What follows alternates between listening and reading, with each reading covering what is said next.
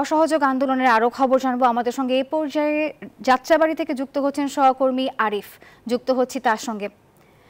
আরিফ, আপনার কাছে জানতে চাচ্ছি আপনি এখন যাত্রাবাড়ির কোন এলাকাতে আছেন এবং সেখানে এই অসহযোগ আন্দোলনের সবশেষ পরিস্থিতি আপনি কি দেখছেন জানাবেন।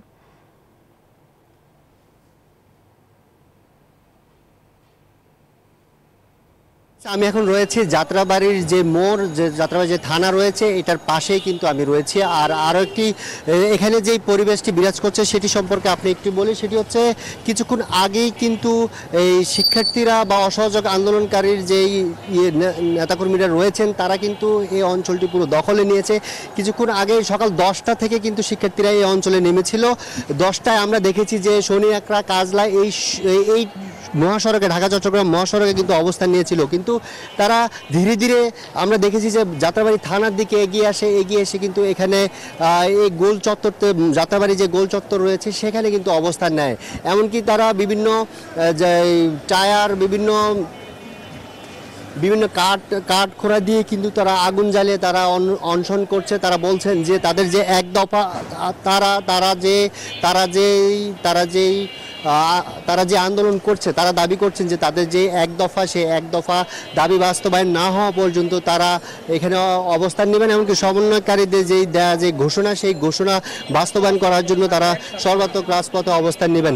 আন্দোলনকারীরা আরও একটি বিষয় বলছেন, সেটা হচ্ছে যে সমন্বয়কারীদের যে ঘোষণা অনুযায়ী আজ যে এক দফা দাবি বাস্তবায়নের যে কর্মসূচি, সেই কর্মসূচি বাস্তবায়নের লক্ষ্যেই কিন্তু তারা আজ যাত্রাবাড়ি এই মোড়ে অবস্থান নিয়েছে। আর এখানে সকাল থেকে আওয়ামী লীগেরও অবস্থান ছিল, কিন্তু উভয় পক্ষের মধ্যে এক পর্যায়ে ধাওয়া পাল্টা দেওয়া শুরু হয়। এক পর্যায়ে এসে আন্দোলনকারীরা জায়গাটি দখলে নেয়।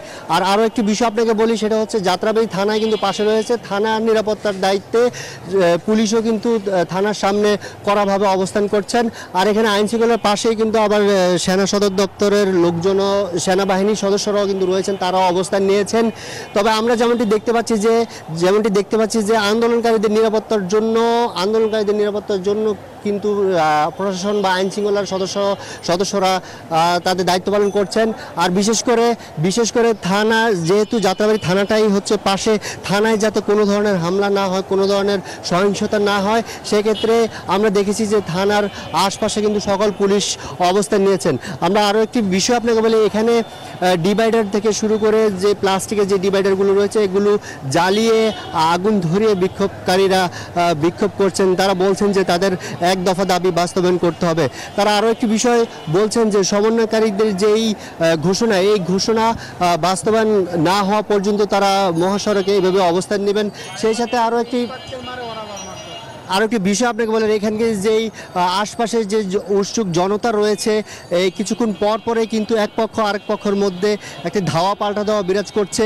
আর যাত্রাবাড়ির চৌরাস্তায় যেই আন্দোলনকারীদের যে অবস্থান, এই অবস্থানকে ঘিরে কিন্তু আশপাশ থেকেও কিন্তু আবার আওয়ামী লীগের নেতাকর্মীরাও কিন্তু চেষ্টা করছেন যে আন্দোলনকারীদের রুখে দেওয়ার জন্য। কিন্তু যেটি দেখা যাচ্ছে সেটি হচ্ছে যে আন্দোলনকারীরা এখানে বিভিন্ন পয়েন্টে আগুন জ্বালিয়ে চৌরাস্তার চারদিকেই কিন্তু তারা আগুন জ্বালিয়েছে। সেই আগুন জ্বালিয়ে তারা বিভিন্ন পুলিশ বক্স ভাঙচুর, তারপর হচ্ছে আশপাশ যে দোকানপাট, এগুলোও কিন্তু ভাঙচুর করতে আমরা দেখেছি। সবকিছু মিলিয়ে যাত্রাবাড়ির এখন যে পরিবেশ, সেটি হচ্ছে এখন আন্দোলনকারী হচ্ছে যাত্রাবাড়ির যে চৌরাস্তা, সেখানে অবস্থান নিয়ে তারা দাবি আদায় বিভিন্ন মিছিল, স্লোগানে তারা এখানে অবস্থান নিচ্ছেন। বরিশালে আছেন আমাদের সহকর্মী মিরন, আপনি জানাবেন যে বরিশালের সবশেষ পরিস্থিতি কি?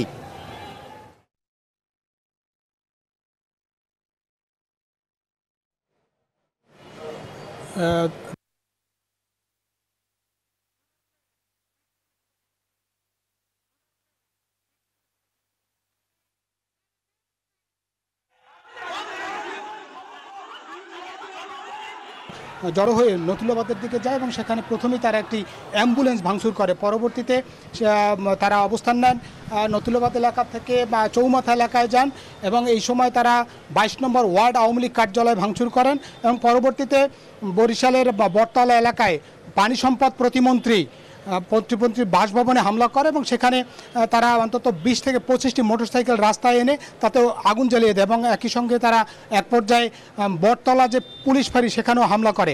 এদিকে আমরা এই মুহূর্তে যে জায়গাটিতে আছি বরিশালের সদর রোড, যেখানে আওয়ামী লীগের কার্যালয়, সেই আওয়ামী লীগ কার্যালয়ের সামনে আমরা অবস্থান করছি।